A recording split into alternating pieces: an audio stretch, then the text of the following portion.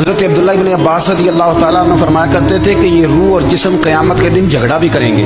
روح کہے گی یا اللہ میں نے تو کچھ نہیں کیا، مجھے تو نہ بھوک لگتی تھی نہ پیاس لگتی تھی نہ میرے اندر نفس کی خواہشیں تھیں، یہ تو جسم سارا کچھ کھاتا پیتا تھا، جو کیا اسی نے کیا۔ تو جسم عرض کرے گا اے اللہ اگر میرے اندر روح ہی نہ ہوتی تو میں کسی قابل تھا؟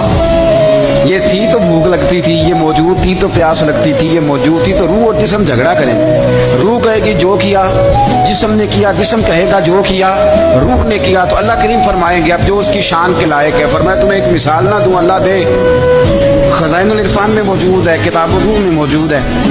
اللہ فرمائے گا ایک بندہ لنگڑا تھا اور ایک اندھا تھا، دونوں باغ میں جا رہے تھے، تو وہ جو لنگڑا تھا نا، معذور تھا، اپاہج تھا پیر سے، اسے پھل نظر آیا درخت پہ، تو وہ اندھے سے کہنے لگا اگر میرے پیر سلامت ہوتے تو میں پھل توڑتا پر مجھ سے چڑھا نہیں جائے گا۔ تو اندھا کہنے لگا تو اس طرح کرنا، میرے کندھوں پہ چڑھ جا اور تم پھل توڑ دونوں کھاتے۔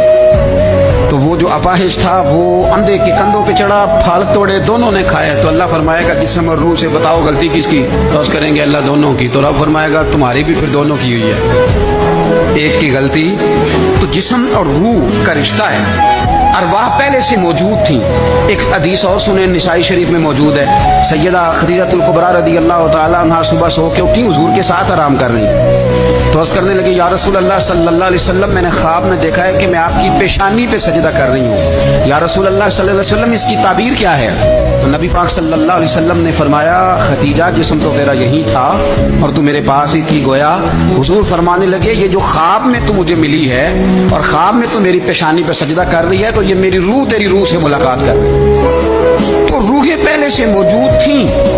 روح کچھ دیر کے لیے جسم سے جدا ہوتی ہے جب موت آتی، پھر قبر میں لوٹائی جاتی ہے، بندے کو بٹھایا جاتا ہے اس کو سوالوں کے جوابات دینے، اور یہ موت کا سلسلہ تا صبح قیامت جاری رہے گا۔ ترمذی شریف میں موجود ہے جب جنتی جنت میں اور جہنمی جہنم میں چلے جائیں گے تو ایک مینڈے کو لا کے، بکرے کو لا کے ذبح کیا جائے گا، اور اب فرمائے گا یہ موت ہے، آج میں نے ذبح کر دی ہے، آج کے بعد کسی کو موت نہیں آئے گی۔ لیکن اس کے پہلے تک ہر ایک کو موت، حضرت اسرائیل کو بھی موت آئے گی، حضرت میکائیل کو بھی موت آئے۔ کیوں؟